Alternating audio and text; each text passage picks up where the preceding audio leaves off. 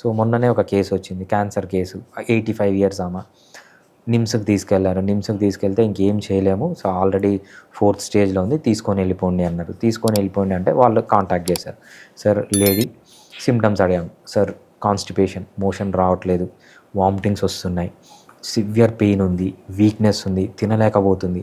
అటువంటి కేసు మేము తీసుకున్నాం. తీసుకొని ఇప్పటికి ఆ కేసు ట్రీట్మెంట్ స్టార్ట్ చేసి 6 ఇయర్స్ అయింది. 6 ఇయర్స్ అయితే సో ఆమె క్యాన్సర్ అలానే ఉంది.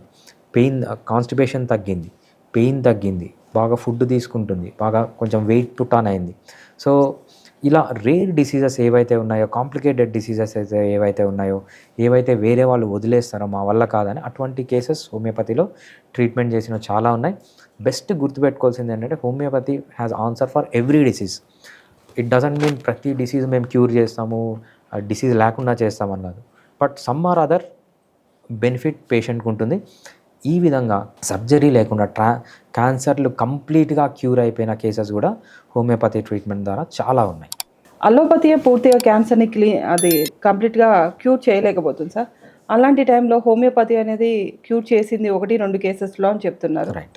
మళ్ళీ ఇంకా వాళ్ళకి ఎటువంటి సైడ్ ఎఫెక్ట్స్ ఏం లేవా సార్? మనము క్యాన్సర్ని గుర్తుపెట్టుకోవాల్సింది ఏంటంటే అండి, హోమియోపతిలో క్యాన్సర్ వచ్చేది చాలా తక్కువ మంది వస్తారు.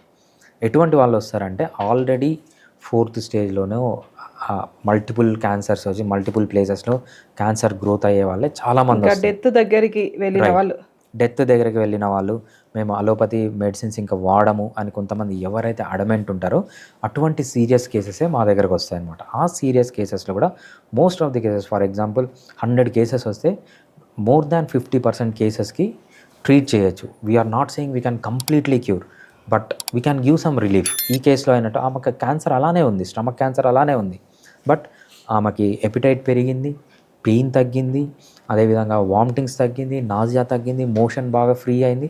6 ఇయర్స్ నుంచి బతికే ఉందామా. సో ఎవరైతే 2 monthsలో చనిపోతుందన్నారో 6 ఇయర్స్ నుంచి బతికే ఉంది. ఇటువంటి కేసెస్ కాకుండా మా సీనియర్స్ కానీ మా కొలీగ్స్ కానీ ట్రీట్మెంట్ చేసిన కేసెస్ చాలా ఉన్నాయన్నమాట. కొన్ని కేసెస్ అయితే పినైల్ క్యాన్సర్, పెన్నిస్ పైన క్యాన్సర్ ఉంటుంది, అది కంప్లీట్గా క్యూర్ అయిన క్యాన్సర్స్ కూడా చాలా చూసామన్నమాట. అన్ని కేసెస్లో సక్సెస్ అవుతుందా అంటే సక్సెస్ కాదు. So but most of the కేసెస్లో హోమియోపతి ఇటువంటి కేసెస్లో సక్సెస్ అయ్యే ఛాన్స్ ఉంటుంది. ఓకే.